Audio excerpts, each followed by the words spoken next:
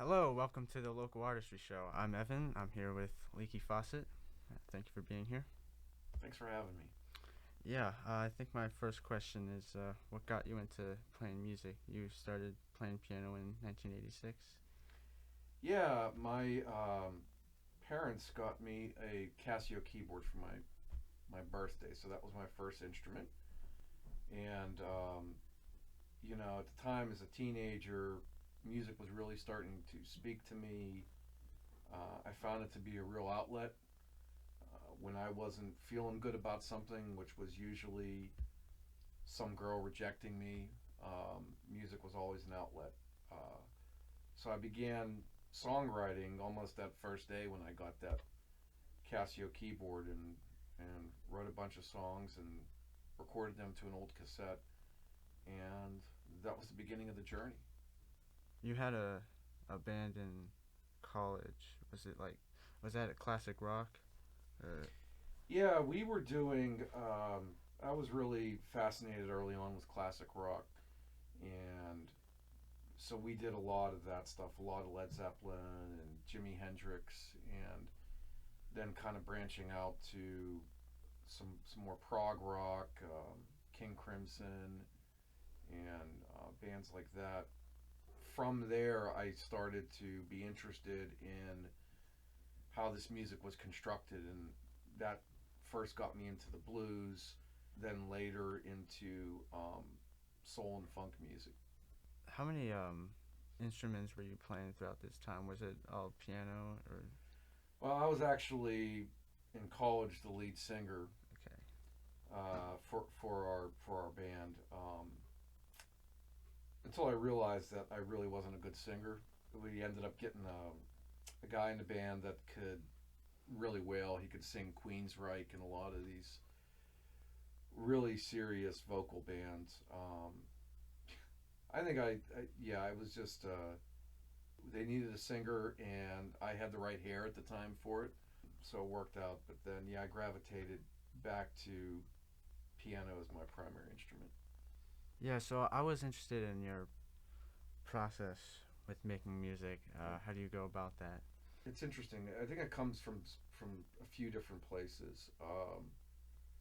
Sometimes I will be working through different exercises, putting together chords and trying different gospel riffs or jazz progressions, and then something organically will grow out of that. Like I'll just be noodling around, and it's like, wow, I like that chord change. Let's see what I can do with that, and I'll record it. In some cases, I I could be driving around and hear a melody line in my head, and I'll get my voice memo out and just record that melody line and maybe build something around that.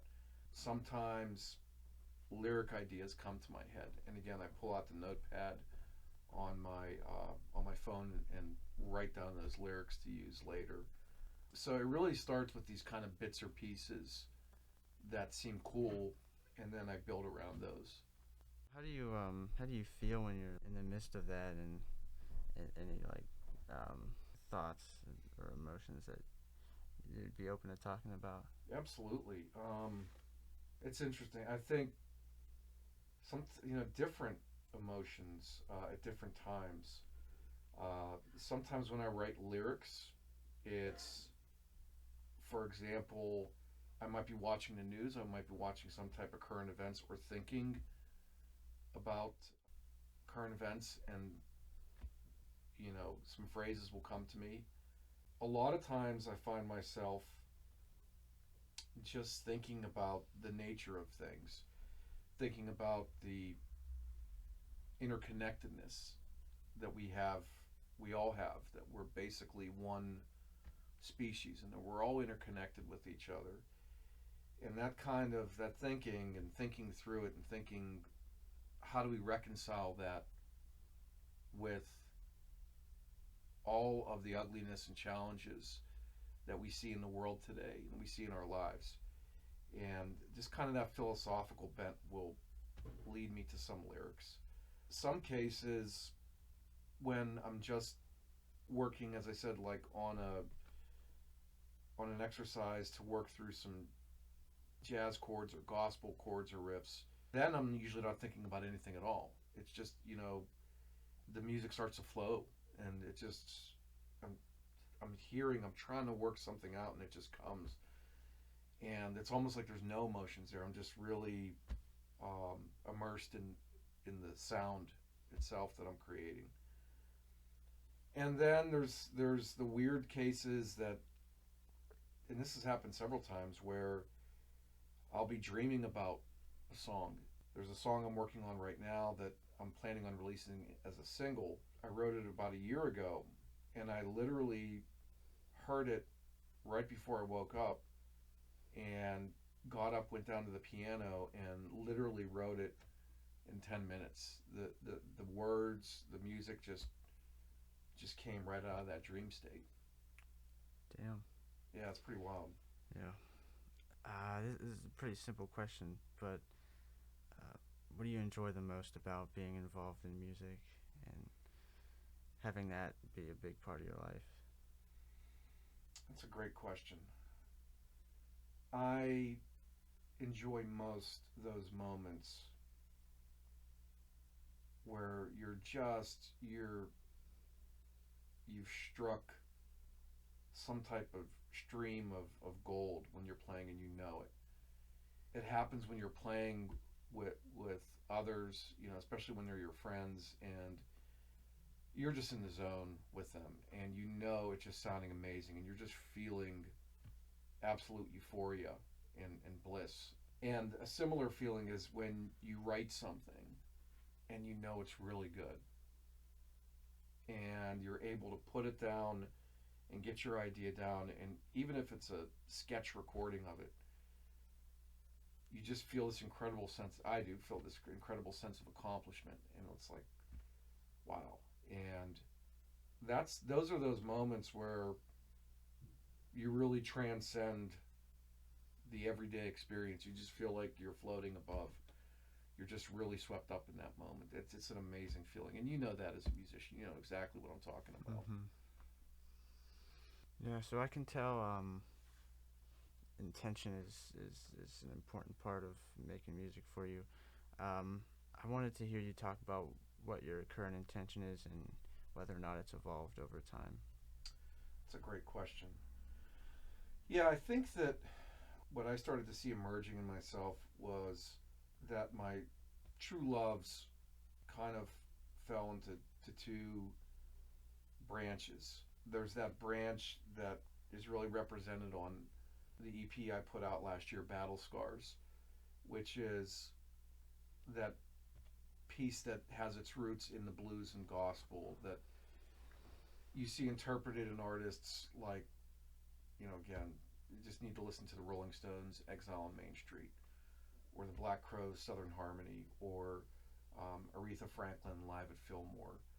And then kind of the other branch is really this kind of jazz funk, more cosmic type of sound, right? That I've been exploring, I think, more in more recent years.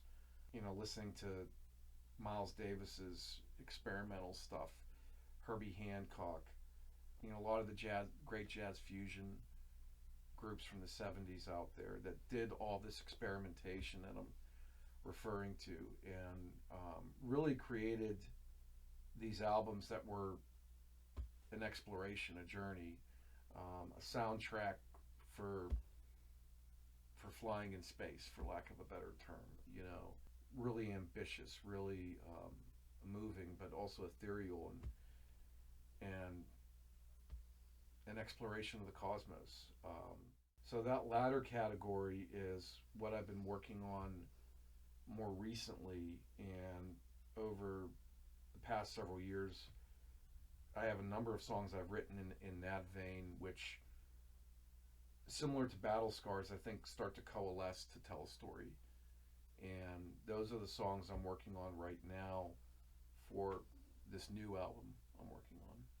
What project are you most proud of? I am, at the moment, still extremely proud of Battle Scars. It was a labor of love.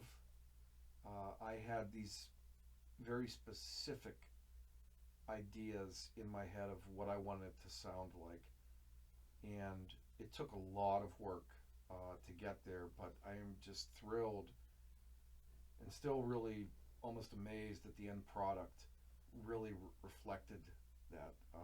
I'm proud of myself that I never yielded on that vision.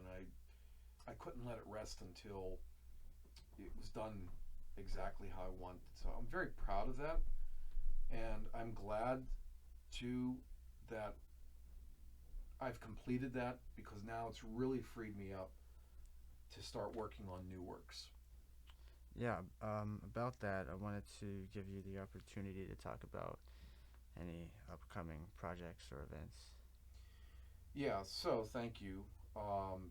As I said, I'm working on a new album as we speak. The first single for that I'm hoping to release here in the next couple months. So stay tuned for that. I'm really excited. This is going to be a much different sounding album, and I am really enjoying how it's coming together. Have really enjoyed playing with Esquire and Aaliyah here in the Gospel Shed sessions, to learn from Esquire, who's an amazing gospel player and drummer as well. Um, Playing on that Hammond B3 with the Leslie in the basement, that's been a real joy. I've been working lately on drums and guitar, and I've really enjoyed learning those as well. So might be an opportunity to hear that in the future.